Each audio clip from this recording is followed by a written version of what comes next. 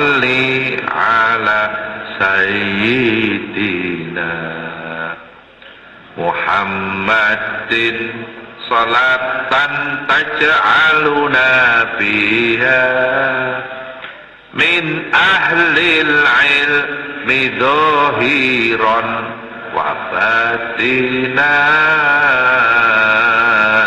wa tahsuruna bi'ibadika sholih. Pada namanya tersemat julukan Syekhona yang bermakna guru kami. Gelar tersebut diberikan untuk mengukuhkan keberadaan beliau sebagai maha guru ulama-ulama dari Madura dan Tanah Jawa. Dalam bimbingan dan pengajarannya lahir banyak nama ulama dan kiai berpengaruh besar yang tersebar seantero Nusantara. Antara lain Kiai Haji Hashim Asy'ari, Kiai Haji Abdul Wahab Hasbullah, Kiai Haji Bisri Shansuri, Kiai Haji Manaf Abdul Karim Lirboyo, Kiai Haji Maksum Lasem, Kiai Haji Munawwir Krapyak Yogyakarta, Kiai Haji Bisri Mustafa Rembang, Kiai Haji Nawawi Sidogiri Pasuruan, Kiai Haji Muhammad Hasan Genggong Probolinggo, Kiai Haji As'ad Samsul Arifin Asem Bagus Situbondo, dan masih banyak nama-nama ulama besar lain yang tidak tersebut di sini. Syekhona Khalil terlahir dengan nama Muhammad Khalil. Beliau lahir di Kampung Senenan, Desa Kemayoran, Bangkalan, Madura, Jawa Timur pada tanggal 11 Jumadil Akhir 1235 Hijriah atau 27 Januari 1820 Masehi. Ayahnya bernama Abdul Latif bin Harun bin Muharram bin Asrul Karomah bin Abdullah bin Sayyid Sulaiman.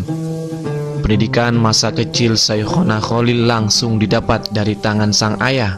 Baru setelah dewasa beliau menimba ilmu di sejumlah pesantren di Jawa, seperti pesantren Langitan Tuban, pesantren Cangaan Bangil, pesantren Kebon Candi Pasuruan, dan pesantren di Banyuwangi.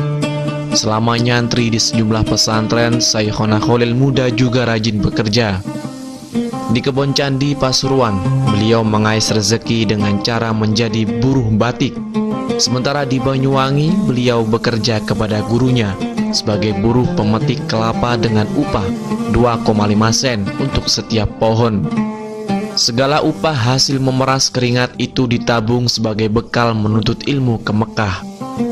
Syekhona Khalil berlayar ke Mekah pada tahun 1859. Di Tanah Haram beliau berguru kepada para syekh di Masjidil Haram, terutama yang bermazhab Syafi'i. Sebagai pelajar, Syekhona Khalil adalah sosok yang haus ilmu. Tidak hanya kepada para masyayikh, beliau juga belajar kepada sesama santri Nusantara yang sedang menuntut ilmu di Mekah, seperti Syekh Nawawi Al-Bantani, Syekh Utsman bin Hasan Ad-Dimyati, Sayyid Ahmad bin Zaini Dahlan, Syekh Mustafa bin Muhammad Al-Afifi Al-Makki, Syekh Abdul Qadir Hamid bin Mahmud Asy-Syarwani, Kiai Haji Hashim Asy'ari, Kiai Haji Wahab Hasbullah, dan Kiai Haji Muhammad Dahlan.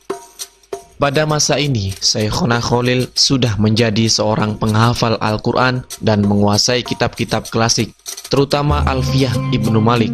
Bahkan sekembalinya ke tanah air, beliau dikenal sebagai ulama yang pertama kali mengenalkan gramatika Arab Alfiyah Ibnu Malik.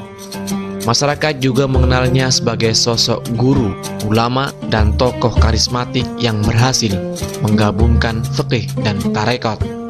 Nama Syekhona Khalil juga terpatri kukuh dalam sejarah pendirian Jam'iyah Nahdlatul Ulama. Pada masa menjelang berdirinya Jam'iyah ini, Syekhona Khalil mengutus muridnya Kiai Haji As'ad Syamsul Arifin untuk menemui Kiai Haji Hashim Asy'ari di Jombang sambil menitipkan tongkat dan membacakan Al-Quran surat Toha ayat 17-23. Tongkat dan bacaan ayat Al-Quran tersebut adalah sebuah isyarat bahwa Syekhona Khalil tidak berkeberatan kalau Kiai Haji Hashim Asy'ari dan sejumlah kiai yang lain mendirikan Jam'iyah Nahdlatul Ulama. Syekhona Khalil wafat tahun 1925, 1 tahun sebelum NU berdiri.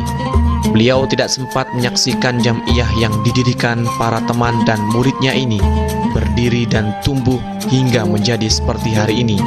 Namun namanya tetap mengharum bunga sebagai ulama panutan yang dikenang dan dicintai kaum Nahdliyin seluruh Nusantara. Allahumma salli ala sayyidina Muhammad salatan taj'aluna fiha min ahlil ilmi zahiran wa batinan wa tahsuruna bi'ibadika solihin fi dunyana wa ukhrana wa ala alihi wa ala alihi wa sahbihi